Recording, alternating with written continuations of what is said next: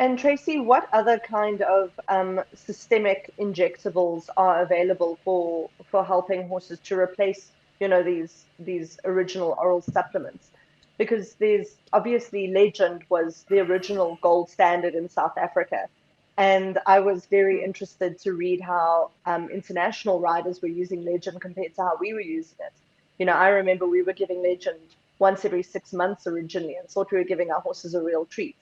And and then I was reading that in competition overseas, they were giving horses a Legend a week sometimes, through the hard parts of the season. What is the difference between your original kind of Legend and now the fact that you get things like your Pentazan and your other PSGAG that are injectable? So Legend is basically just hyaluronic acid, if I'm right, Patrick. And that is something Correct. that you can obviously inject intramuscularly. It goes into the bloodstream as well, and the hyaluronic acid will go into the horse's joints and into my skin. Correct, Tracy? You can just rub it on. You don't even need to inject. So Okay. That's very easy for your skin. But yeah, so Legend is HA, hyaluronic acid, which I think comes in a few different types of forms. We sell it in the form of BioJoint.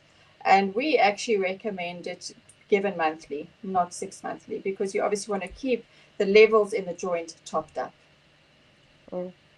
And then what is the difference between that and then your Pentazan and your PSGAGs, your polysulfate aminoglycans? So Pentazan is a very potent anti-inflammatory. And it works in the same sort of way as the PSGAG. But as far as we recommend Pentazan, and I'd like Patrick to speak about that as well, we recommend it for more of a problematic disease joint. So we don't particularly, unless people want it, we don't recommend it as a maintenance. We would then do the PSGAG as a maintenance. If a horse has got a disease joint, obviously with a vet approval, and we only do work with vets with things like that. If they would recommend a Pentazan, we sort of think about it as more as for a diseased joint that needs help with the cartilage, the synovial fluid, inflammation, etc. Yeah, I think the way to look at it is the PSGAGs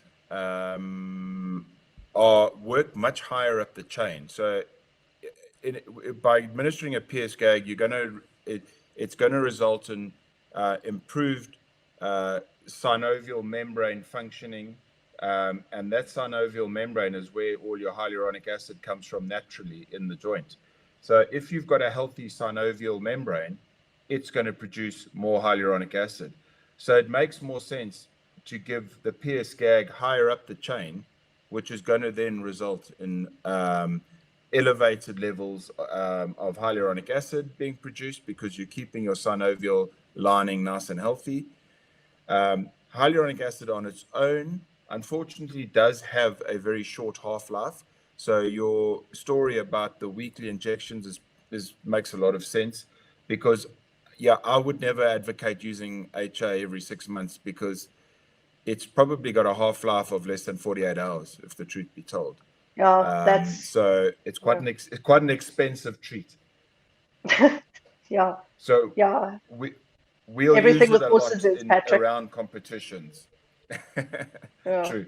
We'll use HA around the show. So it's maximum. Most of them recommend maximum effect to 48 hours.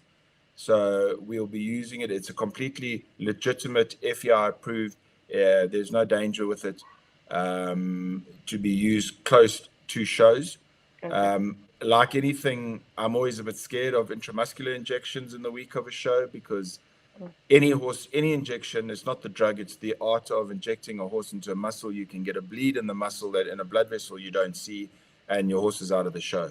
So I tend to stick to intravenous products, of which hyaluronic acid is probably, or Legend, whichever way, is probably for me going to be the most bang for buck in and around a show.